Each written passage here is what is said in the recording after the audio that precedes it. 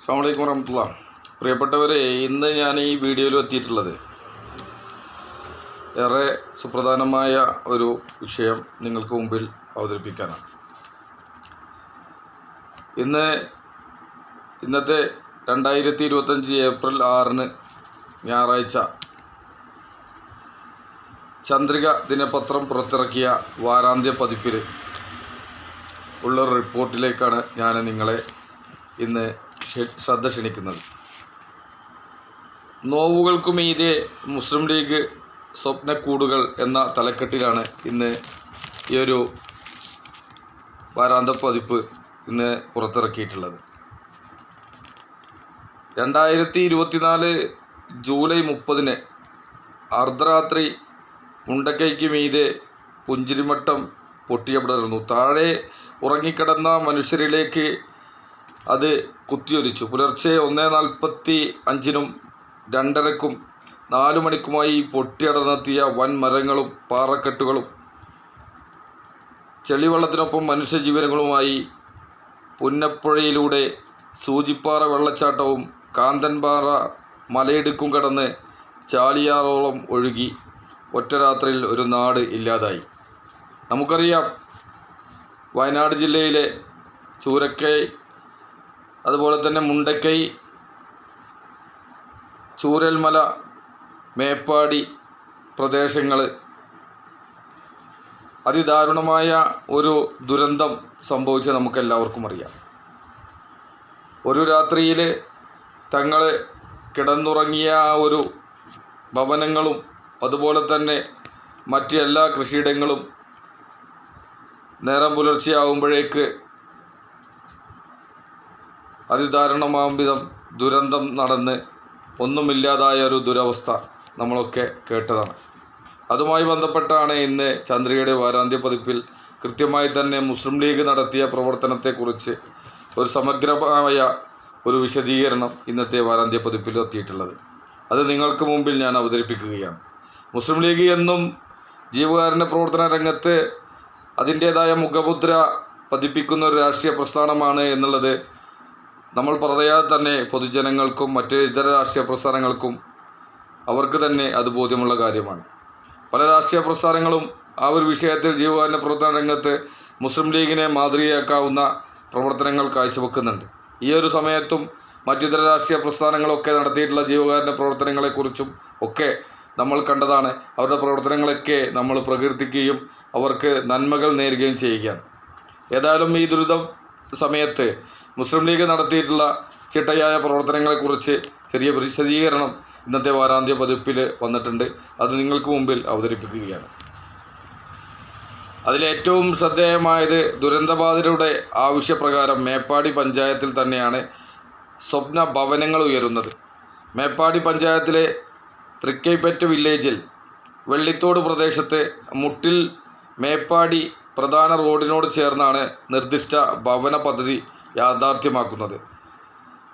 വിലക്കെടുത്ത 11 ഏക്കറോളം ഭൂമിയിൽ 2000 square feet വീട് നിർമ്മിക്കാനുള്ള ഫൗണ്ടേഷനോടുകൂടി തറയോടുകൂടി 1000 സ്ക്വയർ ഫീറ്റ് വീടുകളാണ് 105ഓളം വീടുകളാണ് മുസ്ലിം ലീഗ് നിർമ്മിക്കുന്നത് എന്നുള്ളത് സോഷ്യൽ മാധ്യമങ്ങളിൽ മറ്റുമൊക്കെ നിങ്ങൾ കേട്ടിട്ടുണ്ടാവും.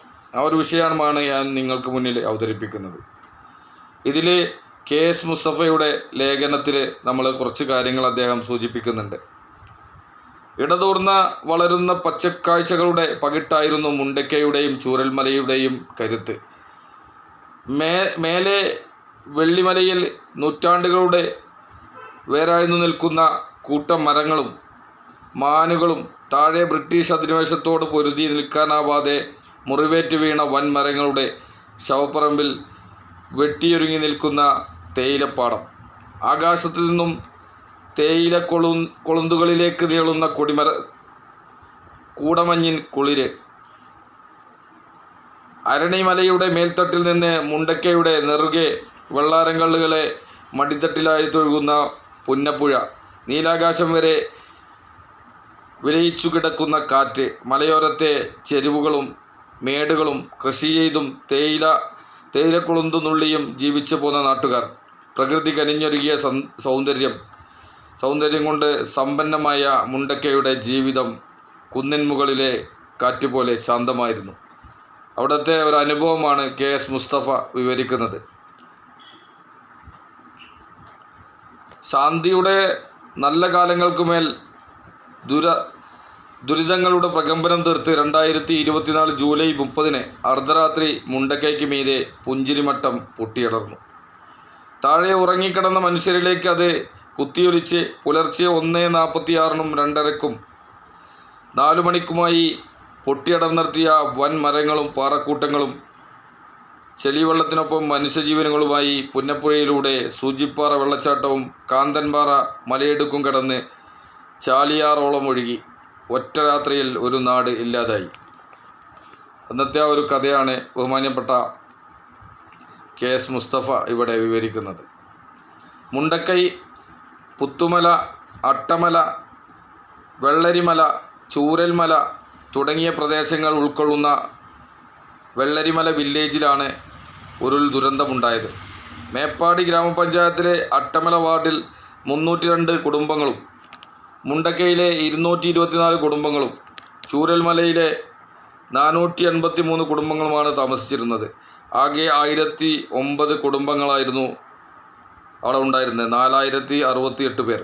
ഇവർക്കൊപ്പം തോട്ടം തൊഴിലാളികളായ നൂറുകണക്കിന് അയൽ സംസ്ഥാന തൊഴിലാളികളും എസ്റ്റേറ്റ് ലയങ്ങളിലായി അധിവസിച്ചിരുന്നു എന്നതാണ് ഈ ഒരു കണക്ക്. പെരുമഴ പെയ്ത രാത്രിയിൽ ഉരുൾ ദുരന്തത്തിൽ 453 പേർക്ക് ജീവൻ നഷ്ടമായെന്നാണ് ഔദ്യോഗിക കണക്കുകൾ. തിരച്ചിലിനിടയിൽ 231 മൃതദേഹങ്ങളും 222 ശരീരഭാഗങ്ങളും അന്ന് കണ്ടെത്തിയിരുന്നു. 124 പേരെ കാണാതായി. ഇതിൽ 77 പേരുടെ ശരീരഭാഗങ്ങൾ DNA ടെസ്റ്റിലൂടെയാണ് തിരിച്ചറിയാൻ സാധിച്ചത്. ഒരു വിവരവും ലഭിക്കാതിരുന്ന 47 പേർക്കായി മരണ സർട്ടിഫിക്കറ്റ് നൽകുകയുമുണ്ടായി. മരണത്തിന് കീഴടങ്ങിയവരെയും മരണത്തോളം നോവ് തിന്നവരെയും പെരുമഴയത്ത് നിർത്തി ദുരന്തമുഖത്ത് നിന്ന് ഭരണകൂടം പോലും ഒളിച്ചോടാൻ തുടങ്ങിയ ഘട്ടത്തിൽ കനിവും കരുതലുമായി മുസ്ലിം ലീഗ് കൂടെ നിന്നു. ആത്മസമർപ്പണങ്ങളുമായി എത്തിയ രക്ഷാപ്രവർത്തകരില്ലായിരുന്നുവെങ്കിൽ ദുരന്തങ്ങളുടെ ഒത്തടുക്കമായിരുന്നു ദുരന്തഭൂമിയിലെ ആയിരങ്ങൾക്ക്. കനിവും കരുതലുമായി മുസ്ലിം ലീഗ് പ്രവർത്തകർ രാവും പകലും കൂട്ടായി നിന്നു എന്നുള്ളത് നമുക്കറിയാം. സർക്കാർ പരിഗണനയ്ക്ക് പുറത്തായ നിസ്സഹാരായ മനുഷ്യർക്ക് സർക്കാർ നടപ്പുരീതിയിലൂടെ മനം മടിപ്പിക്കുന്ന നിസ്സംഗതയിൽ നിന്ന് മോചനം നൽകാൻ ആ ചേർത്തുപിടിക്കൽ തുണയായി എന്നുള്ളത് നമുക്കെല്ലാവർക്കും അറിയാം. പൊട്ടിയടർന്നെത്തിയ ഭൂമിക്കുമേൽ സ്വന്തക്കാർക്കായി ഒരു നാടൊന്നാകെ പ്രതീക്ഷയോടെ കാത്തിരുന്നപ്പോൾ അവർക്ക് വെള്ളവും ആശ്വാസമായി മുസ്ലിം ലീഗ് കാവലിരുന്നു. മലവെള്ളത്തിൻ്റെ മുഴക്കത്തിലും ചൂളം വലിയും തിരിച്ചെത്തിയ കാറ്റിൻ്റെ വന്യതയിലുമെല്ലാം തകർന്നവരുടെ പൊട്ടിക്കരച്ചിലുകൾ ഹൃദയത്തിൽ ഏറ്റുവാങ്ങി അവരാ കൂട്ടിരിപ്പിന് ഇപ്പോഴും തുടരുകയും ചെയ്യുന്നു. അന്നത്തെ ഒരു നേർക്കാഴ്ചയാണ് ബഹുമാന്യനായ KS മുസ്തഫ സാഹിബ് ഇവിടെ സൂചിപ്പിച്ചത്. ആ ദുരന്ത സമയത്ത് ഈ വിനീതനടക്കം മേപ്പാടി വരെ നമുക്ക് പോകാൻ കഴിഞ്ഞുള്ളൂ. അവിടെ വെച്ച് പോലീസും അധികൃതരുമൊക്കെ തടയുന്ന ഒരവസ്ഥയുണ്ടായിരുന്നു.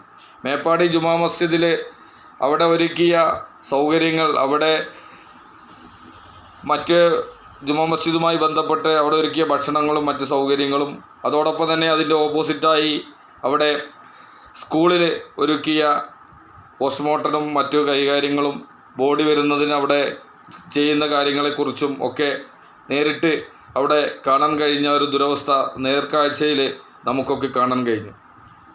ആ ദുരന്തത്തിൽ അകപ്പെട്ടവർക്ക് എത്രത്തോളം സഹായം ചെയ്യാൻ കഴിയുമെന്നുള്ളത് മുസ്ലിം ലീഗ് പ്രവർത്തനത്തിലൂടെ കാഴ്ചവെച്ച് നൽകുകയായിരുന്നു. അവിടെ നടത്തിയ ചെറിയ പ്രവർത്തനങ്ങളെക്കുറിച്ചാണ് അവിടെ നടത്തിയ മുസ്ലിം ലീഗിൻ്റെ ജനോപകരമായ പ്രവർത്തനങ്ങളാണ് ഞാനിവിടെ വിശദീകരിക്കുന്നത്.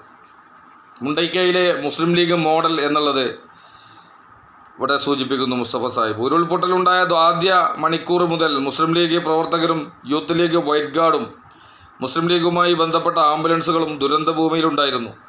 ദുരന്ത ദിനത്തിൽ പാണക്കാട് സയ്യിദ് സ്വാദിഖ് അലി ശിഹാബ് തങ്ങൾ, PK കുഞ്ഞാലിക്കുട്ടി സാഹിബ് എന്നിവരുടെ നേതൃത്വത്തിൽ ലീഗ് നേതാക്കൾ ദുരന്ത ഭൂമിയിലെത്തി. എല്ലാം നഷ്ടപ്പെട്ടവർക്ക് ആശ്വാസമായും രക്ഷാപ്രവർത്തനങ്ങൾക്ക് മേൽനോട്ടം വഹിച്ചും നേതാക്കൾ ചൂരൽമലയിൽ തണലായി നിന്നു. സർക്കാർ നടത്തുന്ന ദൗത്യങ്ങൾക്ക് അകമഴിഞ്ഞ പിന്തുണ വാഗ്ദാനം ചെയ്ത നേതാക്കൾ സർക്കാർ ടൗൺഷിപ്പിൻ്റെ തറക്കല്ലിടൽ ചടങ്ങിൽ വരെ ആ വാക്കു പാലിക്കുകയും ചെയ്തു. വെള്ളാർമല സ്കൂൾ ചുമരിൽ വൻ മരങ്ങൾക്കൊപ്പം ഒഴുകിയെത്തിയ മനുഷ്യരെ ആംബുലൻസിലേക്ക് മാറ്റാനും പുഴ കടന്ന് മറുകരയിലെത്തി അവിടെ ഭയം നിന്ന് കഴിയുന്നവർക്ക് ധൈര്യം പകരാനും ലീഗുകാർ മുന്നിൽ നിന്നു എന്നുള്ളതാണ് സത്യം. കള്ളാടി മക്കാമിൽ സജ്ജീകരിച്ച യൂത്ത് ലീഗിൻ്റെ സേവന ഭക്ഷണശാല ദുരന്തബാധിതർക്കും രക്ഷാപ്രവർത്തകർക്കും ഉദ്യോഗസ്ഥർക്കും മാധ്യമപ്രവർത്തകർക്കുൾപ്പെടെ ആയിരങ്ങളുടെ വിശപ്പകറ്റി. ദുരന്ത വിമാനം കൊണ്ട് സർക്കാർ പോലീസിനെ ഉപയോഗിച്ച് ഭക്ഷണശാല അടപ്പിക്കുന്നതുവരെ ആ അന്നദാന സേവനം തുടർന്നുകൊണ്ടേയിരുന്നു. മരിച്ച മനുഷ്യർക്ക് അർഹിക്കുന്ന അന്ത്യവിശ്രമമൊരുക്കാൻ കേരളത്തിൻ്റെ വിവിധ ഭാഗങ്ങളിൽ നിന്ന് വൈറ്റ് ഗാർഡുകൾ ഒറ്റ മനസ്സോടെ അണിനിരന്നു. പുത്തുമല പൊതു ശ്മശാനത്തിലെ സംസ്കാര ചടങ്ങുകളിൽ ഇപ്പോഴും ബാക്കിയുള്ളത് വൈറ്റ് ഗാർഡ് മാത്രമാണ്. DNA പരിശോധനയിൽ മരിച്ചയാൾ മാറുമ്പോൾ മറ്റിടങ്ങളിൽ അടക്കിയിരിക്കുന്നവരെ പുത്തുമലയിലേക്കും തിരിച്ചും മാറ്റി സംസ്കരിക്കാൻ വൈറ്റ് ഗാർഡ് മാത്രമാണ് ഉണ്ടായിരുന്നത് എന്നുള്ളത് ഇപ്പോഴും ഓർത്തെടുക്കുകയാണ്. ദുരിതാശ്വാസ ക്യാമ്പുകളിലും ബന്ധുവീടുകളിലും കഴിയുന്നവർക്ക് മുസ്ലിം ലീഗ് വയനാട് ജില്ലാ കമ്മിറ്റിക്ക് കീഴിൽ കളക്ഷൻ സെൻറ്റർ ആരംഭിച്ച് ശേഖരിച്ച ഭക്ഷ്യവസ്തുക്കളും വസ്ത്രങ്ങളും മരുന്നുകളും ഫർണിച്ചറുകളും ഗൃഹോപകരണങ്ങളും അടക്കം 1.5 കോടി രൂപയുടെ വിഭവങ്ങൾ ആദ്യ ദിവസങ്ങളിൽ തന്നെ വിതരണം ചെയ്തു എന്നുള്ളത് അദ്ദേഹം പറയുന്നു. തിരിച്ചറിയാനാവാത്ത മൃതദേഹങ്ങൾ അടക്കം ചെയ്യുന്നതിന് പുത്തുമലയിൽ 60 സെൻറ്റ് ഭൂമി കണ്ടെത്താനും മുസ്ലിം ലീഗ് മുന്നിൽ നിന്നു എന്നുള്ളത് നമുക്കറിയാം. ദുരന്തബാധിതരായ 691 കുടുംബങ്ങൾക്ക് അടിയന്തര സഹായമായി 15,000 രൂപ വീതവും, വ്യാപാര സ്ഥാപനങ്ങൾ പൂർണ്ണമായി നഷ്ടപ്പെട്ട ആളുകൾക്ക് 56 വ്യാപാരികൾക്ക് 50,000 രൂപ വീതവും, ടാക്സി ജീപ്പ് നഷ്ടപ്പെട്ട 4 പേർക്ക് ജീപ്പും, ഓട്ടോറിക്ഷ നഷ്ടപ്പെട്ട 3 പേർക്ക് ഓട്ടോറിക്ഷകളും സ്കൂട്ടറുകളും നൽകി. സമഗ്ര പുനരധിവാസം പദ്ധതിയുടെ 4ാം ഘട്ടത്തിൽ ദുരന്തബാധിത മേഖലയിൽ ഉദ്യോഗാർത്ഥികൾക്ക് GCCയിലെ വിവിധ കമ്പനികളിൽ നിന്ന് തൊഴിൽ നൽകുന്ന പദ്ധതിയും നടപ്പിലാക്കി. UAE KMCC ആണ് ഇതിൻ്റെ പ്രവർത്തനങ്ങൾക്ക് ചുക്കാൻ പിടിച്ചത് എന്നുള്ളത് നമുക്കറിയാം. ലഭിച്ച മുഴുവൻ അപേക്ഷകളിലും അഭിമുഖം നടത്തി ഷോർട്ട് ലിസ്റ്റ് ചെയ്ത് ഇവരിൽ നിന്ന് തിരഞ്ഞെടുക്കപ്പെട്ട UAE, സൗദി എന്നിവിടങ്ങളിലെ വിവിധ കമ്പനിയിൽ ജോലി ചെയ്തു വരുന്നുണ്ട്. ഇതുമായി ബന്ധപ്പെട്ട് മുസ്ലിം ലീഗിൻ്റെ ആതുര സേവന വിഭാഗമായ പൂക്കോയത്തങ്ങൾ ഹോസ്പിറ്റീസ് പാലിയേറ്റീവ് കെയറിൻ്റെ നേതൃത്വത്തിൽ ദുരന്തബാധിതർ താമസിക്കുന്നിടത്തെത്തി വൈദ്യസഹായവും തുടർ ചികിത്സയും ഉറപ്പാക്കി. സംസ്ഥാനത്തിൻ്റെ വിവിധ ഭാഗങ്ങളിൽ നിന്നെത്തിയ ഡോക്ടർമാരുടെയും നഴ്സുമാരുടെയും സംഘമാണ് രോഗികളെ സന്ദർശിക്കുകയും തുടർ ചികിത്സ ലഭ്യമാക്കുകയും ചെയ്തത്. ഇവർക്കാവശ്യമായ മരുന്നുകളും നൽകി. ഉരുൾ ദുരന്തത്തിൽ കിടപ്പാടവും കളിമുറ്റവും പള്ളിക്കൂടവും ഇല്ലാതായ മുണ്ടക്കയിലെ ചൂരൽമലയിലെയും കുരുന്നുകൾക്കായി MSFൻ്റെ നേതൃത്വത്തിൽ വിനോദയാത്ര സംഘടിപ്പിച്ചു. ദുരന്തബാധിത മേഖലയിലുള്ളവരെ നിയമപരമായ കാര്യങ്ങൾക്ക് സഹായിക്കുന്നതിനായി ലീഗൽ സെൽ രൂപീകരിച്ചു. വിശുദ്ധ റമദാൻ മാസത്തിൽ മുന്നോടിയായി ദുരന്തബാധിതരായ മുഴുവൻ കുടുംബങ്ങൾക്കും മുസ്ലിം ലീഗ് സംസ്ഥാന കമ്മിറ്റി റിലീഫ് കിറ്റ് വിതരണം ചെയ്തു. ഇനി വെള്ളിത്തോട്ടെ സ്വപ്നക്കൂടുകൾ എന്നുള്ള ഒരു തലക്കെട്ടിൽ വന്ന ആ ഒരു പ്രസിദ്ധീകരണം കൂടി ഞാൻ വായിക്കുകയാണ്.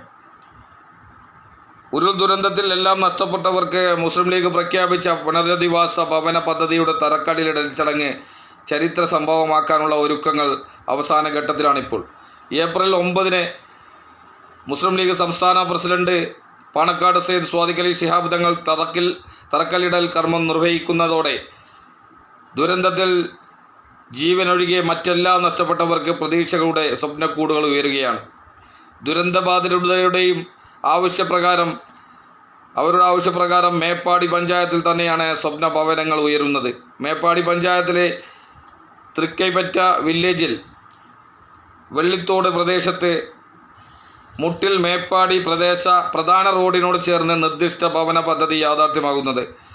വിലക്കെടുത്ത 11 ഏക്കർ ഭൂമിയിൽ 2000 സ്ക്വയർ ഫീറ്റ് വീട് നിർമ്മിക്കാനുള്ള തറയോടുകൂടി 1000 സ്ക്വയർ ഫീറ്റ് വീടുകളാണ് നിർമ്മിക്കുക. ശുദ്ധജലവും വൈദ്യുതിയും വഴിയും ഉറപ്പാക്കിയാണ് സ്ഥലം ഏറ്റെടുത്തത്. പദ്ധതി പ്രദേശത്ത് നിന്ന് ജില്ലാ ആസ്ഥാനമായ കൽപ്പറ്റയിലേക്കും ദുരന്തബാധിതരുടെ ജന്മദേശമായ മേപ്പാടിയിലേക്കും ഒരേപോലെ എളുപ്പത്തിൽ എത്തിപ്പെടാൻ കഴിയും. ഭവന പദ്ധതിയുടെ പ്രവർത്തനങ്ങൾ ഏകോപിപ്പിക്കാൻ വെള്ളിത്തോട് ഉപസമിതിയുടെ ഓഫീസ് പ്രവർത്തനങ്ങളും ആരംഭിച്ചിട്ടുണ്ട്. കേരളത്തിലെ ഏറ്റവും മികച്ച ആർക്കിടെക്റ്റായ ടോണിയുടെ നേതൃത്വത്തിൽ സപതി ആർക്കിടെക്റ്റാണ് ഭവന പദ്ധതിയുടെമായി പ്ലാൻ തയ്യാറാക്കുന്നത്. മുസ്ലിം ലീഗ് സംസ്ഥാന general secretary PMA Salam Sahib, ഉപസമിതി കൺവീനർ ബഹുമാന്യനായ PK ബഷീർ MLA, അംഗങ്ങളായ C Mammootty Sahib, PK Firoz Sahib, TPM Jishan, P Ismail, Muslim League ജില്ലാ president KK Ahammad Haji, general secretary T Muhammad എന്നിവരുടെ നേതൃത്വത്തിൽ വെള്ളിത്തോട് നിർദ്ദിഷ്ട പദ്ധതി പ്രദേശത്ത് യോഗം ചേർന്ന് തറക്കല്ലിടൽ ചടങ്ങുമായി ബന്ധപ്പെട്ട ഒരുക്കങ്ങളുടെ അന്തിമ വിശകലനം നടത്തി. സ്വപ്ന പദ്ധതിയുടെ തറക്കല്ലിടൽ കർമ്മം ചരിത്ര സംഭവമാക്കാനുള്ള തയ്യാറെടുപ്പാണ് വയനാടൊന്നാകെ. പ്രഖ്യാപിച്ച മുഴുവൻ പദ്ധതികളും യഥാസമയം പൂർത്തിയാക്കിയ മുസ്ലിം ലീഗ് വീട് നിർമ്മാണവും കൃത്യസമയത്ത് തന്നെ പൂർത്തിയാക്കുമെന്ന് ദുരന്തബാധിതർക്ക് ഉറപ്പുണ്ട്. കാരണം മുസ്ലിം ലീഗിൻ്റെ ചരിത്രമാണ്. വർത്തമാനവും ഭാവിയും അങ്ങനെ തന്നെയാവുകയും ചെയ്യും. ഞാൻ നേരത്തെ സൂചിപ്പിച്ചതുപോലെ ഇന്നത്തെ ചന്ദ്രിക വാരാന്ത്യ പതിപ്പിൽ വന്ന ഒരു പ്രസിദ്ധീകരണമാണ് ഞാൻ നിങ്ങൾക്ക് മുന്നിൽ അവതരിപ്പിച്ചത്. നോവുകൾക്കും മീതെ മുസ്ലിം ലീഗ് സ്വപ്നക്കൂടുകൾ എന്നത്.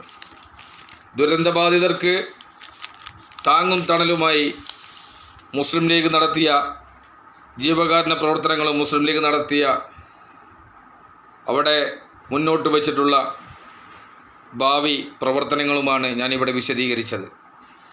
ഒരു രാഷ്ട്രീയ പ്രസ്ഥാനം എങ്ങനെയായിരിക്കണമെന്ന് വീണ്ടും വീണ്ടും തെളിയിച്ചു കൊണ്ടിരിക്കുകയാണ് മുസ്ലിം ലീഗ് പ്രസ്ഥാനം.